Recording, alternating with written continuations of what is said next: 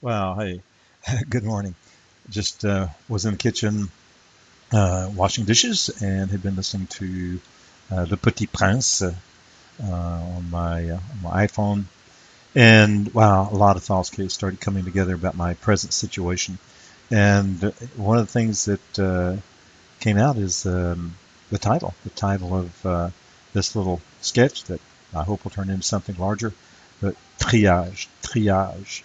Um, you know, uh, I think we like to think, at least I like to think, that I can succeed at everything, that somehow or another, I can make things work. And even if I can't make things work, that it's just a matter of persevering a little bit longer and working a little bit harder and praying a little bit more, that actually eventually I can do it.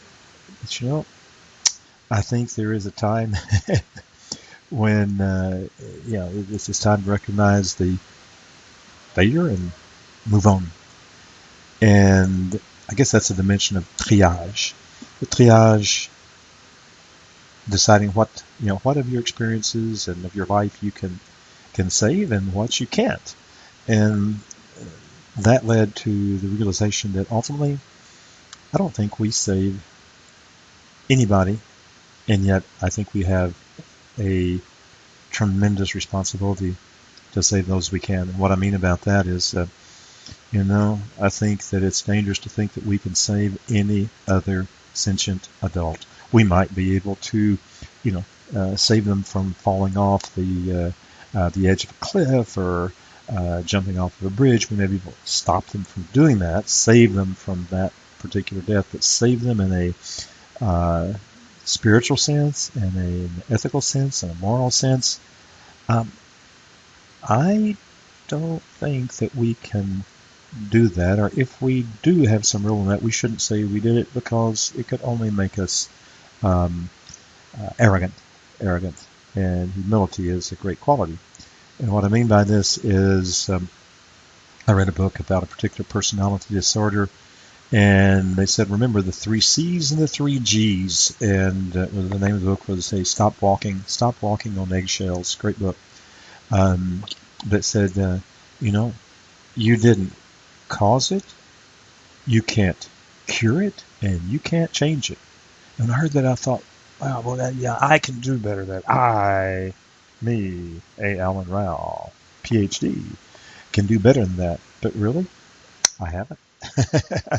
And now I realize that I can't, and it's not even my job. And I think that was one of the points of the book. If somebody has a huge personality disorder, and you think you can change it, and you think you can, uh, what, cure it? Don't think so. Don't think so. Maybe if you're a psychologist, or maybe if you're a psychiatrist, or something like that, maybe you can deal with it. But ultimately, the curing the human soul of its diseases, is something that I believe no one person can achieve. That if such a cure happens, it's a result of many things, many influences, and if we get to play a role in that, that's great. I think Paul said it well. He said, some people plant the seed and other people cultivate it, meaning they come along, they they pull the weeds, keep the weeds from overgrowing the new plants, and other people water, and some people eventually come along and harvest. Well, some of us are privileged to intervene in those various stages in the lives of different people, and that's an important task. Planting a seed is important, and cultivating is essential, and watering, of course, is essential, and then harvesting, collecting the fruit. All that's a part of the harvest. But in life, maybe on the farm, there's a small farm at least. There's one person that does that goes out and plants and comes along and cultivates and waters and eventually harvests. And hey, that's a great thing. But in life in general, not just on a small farm, but in life in general, in this big world where we meet many people, one person does one or two of those things, and somebody else does a couple others. So ultimately, even though we may not know who's doing what, when, or when it happened, or how it happened, uh, even if we are successful in a harvest at some point, I think it's important for us to remember not to become arrogant, conceited, take credit for it, because there were so many other factors at work.